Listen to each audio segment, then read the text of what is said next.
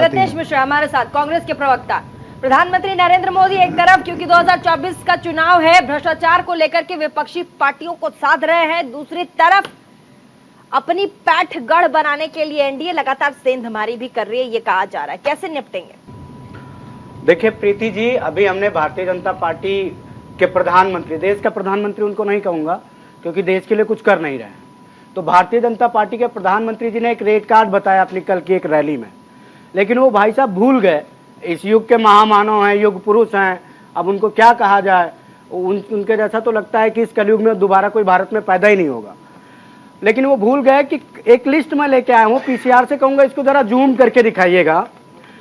इनकी कर्नाटका में 40% की जो रेट लिस्ट थी भैया, उससे किसको पैसा पहुंचता था? यूपीएसआई में 15 लाख रुपए की रेट लिस्ट थी, उसको किसको पैसा पहुंचता था?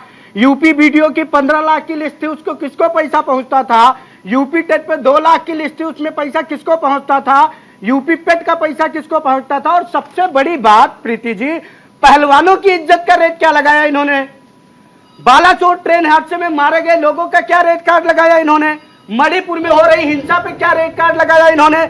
मध्य प्रदेश में सरकारी फाइलें जलाने का क्या रेट लगाया इन्होंने? अरे तो प्रधानमंत्री जी, ये रेट और बताना बंद करिए, क्योंकि अगर आप रेट बताने पे आएंगे ना तो आपके यहाँ सबसे ज्यादा रेट की प्रणाली चल रही है। प्रधानमंत्री कह रहे हैं कि पारदर्शिता, सुरक्षा ये बीजेपी ने जनता को दिया है, पारदर्शिता में बीजेपी ने देश को आगे किया है, और ऐसे में भाई भतीजावाद की रणनीति से हटकर बीजेपी ने विकास की रणनीति की है। लेकिन रेट कार्ड की राजनीति बिहार से निकलकर सीधा सीधा कहा। अरे प्रीति जी बात बताइए, पंकज सिंह किसके बेटे हैं?